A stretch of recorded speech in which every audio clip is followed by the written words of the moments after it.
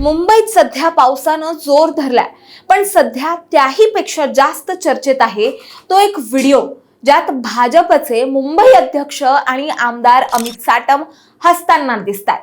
कुठे तर चक्क विधान भवनाच्या पायऱ्यांवर.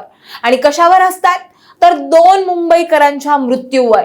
मुंबईमध्ये अतिवृष्टीमुळे झाड पडून एका 11 वर्षीय मुलाचा मृत्यू झाला, तर एका मॅनहोलमध्ये पडून एका मुंबईकराचा मृत्यू झाला. आणि अशा या 2 घटना घडल्यात ज्यामुळे मुंबईकर पार हळहळले. मात्र मुंबईचे अध्यक्ष, मुंबईतून निवडून आलेले आमदार अमित साटम या घटनांचा उल्लेख करता त्याची खिल्ली उडवत हसताना दिसले. आता हा व्हिडिओ इतका व्हायरल झाला की थेट राज ठाकरे यांनी मुख्यमंत्री देवेंद्र फडणवीसांना खरमरीत पत्र लिहिलंय आणि भाजपच्या लोकांना आता सत्तेचा माज आलाय असं म्हणत हल्लाबोल केलाय. त्यामुळे आजच्या व्हिडिओत आपण जाणून घेणार आहोत नेमकं काय घडलं, हा वाद कसा पेटला आणि राज ठाकरेंनी नेमकं त्या पत्रात काय लिहिलंय. दरम्यान चॅनलवर नवे आला असाल तर इकडे खाली दिसत असलेल्या सबस्क्राईब बटनवर लगेच क्लिक करा. तर 30 जूनला दुपारी चेंबूरमध्ये शाळेच्या बसवर झाड कोसळलं आणि त्यात 11 वर्षाच्या विहान श्रीवास्तवचा मृत्यू झाला. त्यानंतर 2 जुलैला साकीनाका या ठिकाणी उघड्या मॅनहोलमध्ये पडून 60 वर्षांच्या असलम शेख यांचा जीव गेलाय.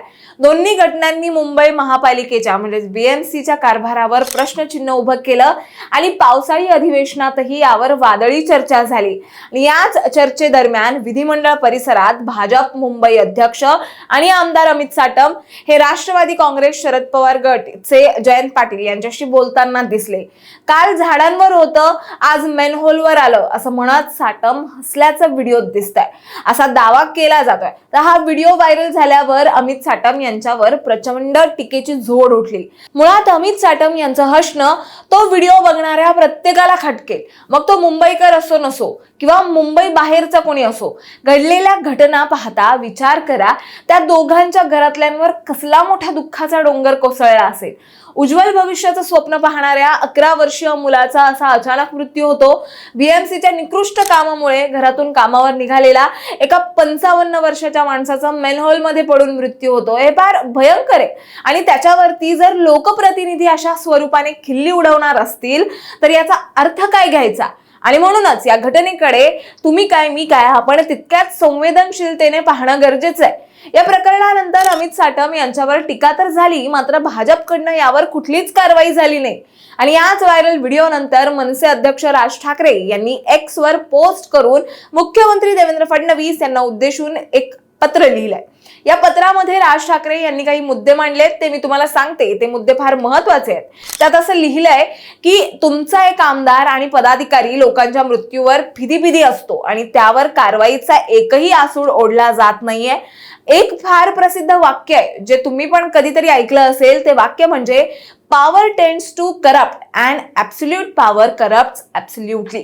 पण या वाक्याचा अर्थ उद्या समजून सांगायची वेळ आली तर सध्याचे भारतीय जनता पक्षाचे तुमचेच सहकारी हे आदर्श उदाहरण ठरतील अशी परिस्थिती सध्या आहे. कोणाला कशाचाच खेद नाहीये, खंत नाहीये अशी परिस्थिती आहे. आणि या सगळ्यात तुम्ही एकही अवाक्षर बोलत नाही, यामुळे सगळे बेफाम झाले आहेत असं राज ठाकरे देवेंद्र फडणवीसांना या पत्रातनं सांगतायत. पुढे त्यांनी असंही लिहिलंय की देवेंद्र फडणवीस हे सुसंस्कृत मुख्यमंत्री आहेत, संवेदनशील आहेत असं महाराष्ट्राला वाटत होतं आणि मलाही वाटत होतं. पण हे असले प्रकार जेव्हा होतात आणि त्यावर जेव्हा काहीही खेद तुमच्याकडनं व्यक्त केला जात नाही तेव्हा मात्र तुमच्या संवेदनशीलतेबद्दलच शंका घ्यावी लागते असं राज ठाकरे यांनी देवेंद्र फडणवीस यांना उद्देशून या पत्रामध्ये म्हटलेलं आहे. त्याच्याच पुढे राज ठाकरे लिहितायत की आज तुम्ही हा आपला आहे ना, मग त्यांनी काहीही केलं तर घाल त्याला पाठीशी सुरू केलेलं आहे.